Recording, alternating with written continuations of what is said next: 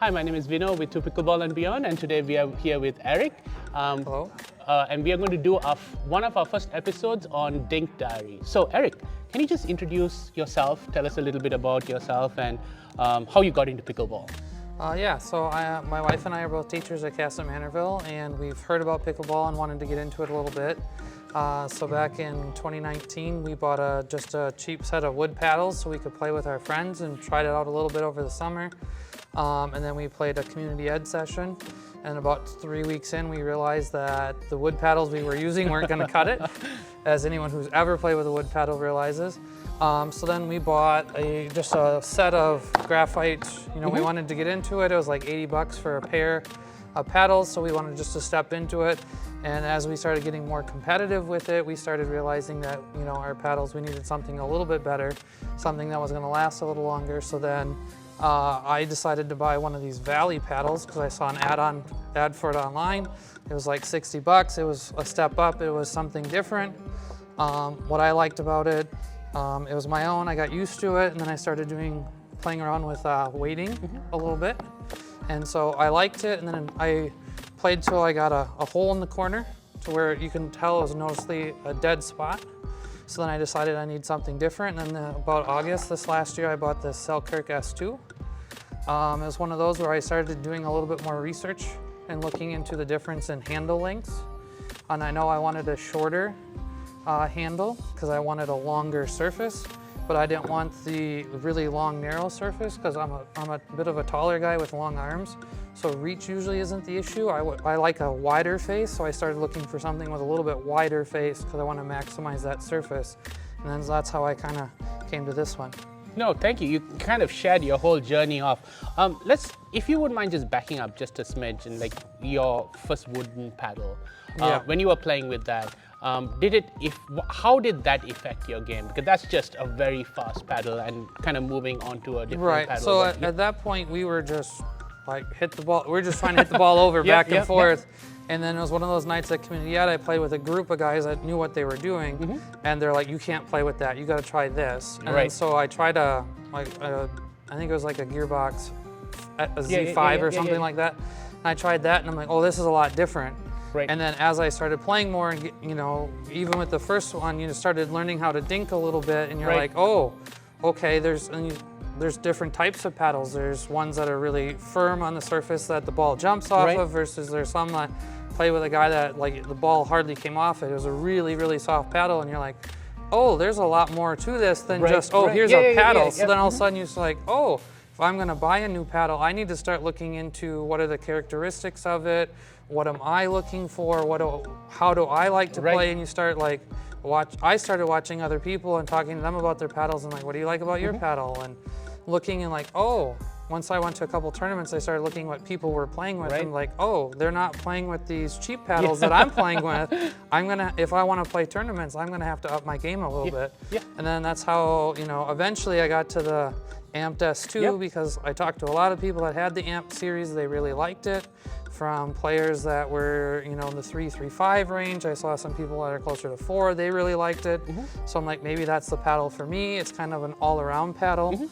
Because a couple of people, we demoed some from Rochester Indoor Golf, and we tried a couple of the power paddles, and everyone in our friend group, we tried it for 5 hits, and we're like, nope, that's not the paddle for me. And so we quickly learned that the power paddles were not for us because we are trying to learn how to dink and get better at dinking.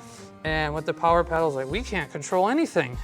So we're not good enough to try and use a power paddle for where we are at. So we're like, okay, we need to stay away from that. Let's get more control. But I'm like, I still like to smash and serve hard, so I know I don't want a super soft paddle. And that's kind of how I, after doing some research and talking to different people, landed on the one I currently have. See, that's really interesting because, something that we try to push as much as possible is you got to try the paddle, right? Because at the end of the day, it's how you feel. Just one last question. You specifically said you wanted the shorter grip because you wanted a longer surface, right? How did you get about making that decision? So like I said, I tried some at Rochester Indoor, and they had the different versions of Selkirk, and they had the S2 handle and the Invicta. The Invicta and then the Epic handle. So I tried one of each. And the long handle, I knew I wasn't gonna like it because they said, oh, people with a tennis background, I don't have a racket sport background at all, so that wasn't an issue for me. And so I tried the Epic handle and I tried the S2, and ultimately, because when I hold it, I actually palm it. Yeah.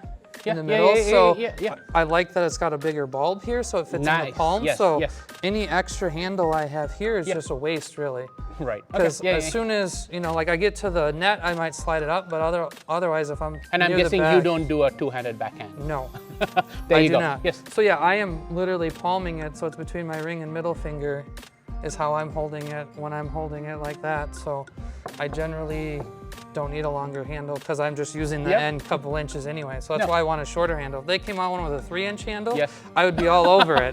No, and that's what's really nice when you talk to different people, depending on your play style, depending on how you want to, you try to find something that fits for you. So lovely.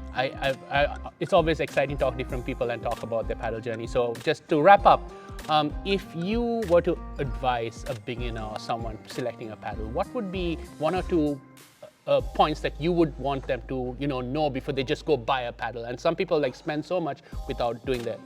I would say if you find someone such as you guys that are willing to do paddle demos where they bring in a whole bunch of paddles, try to find that.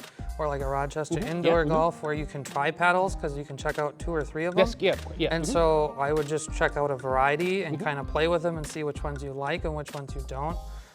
Because that's how, like I said, we found out. We're like, oh, a power paddle, this sounds great. And then we all tried it and we're like, no, this is terrible for us. Yeah. So it was one of those where it was really just trying a bunch of different things. And so that's what I would say before you go spend the money.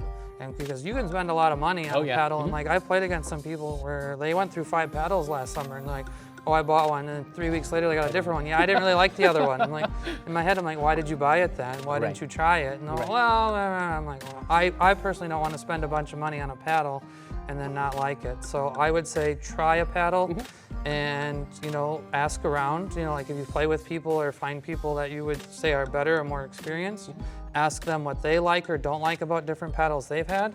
And sometimes you'll find people that have 2 extra paddles in the bag. They'll be like, here, try this one. Try it for a couple weeks and bring it back to me. And so I would just, talk to people and try different stuff. No, thank you so much. Thank you so much, Eric, for taking the time. The whole point of this series is to help people, understand what paddles are, and different people have different preferences. Definitely trying is very helpful. Hope you enjoyed this, and please subscribe, please comment. We'd love to hear from you. Hope you join us on another Dink Diary episode.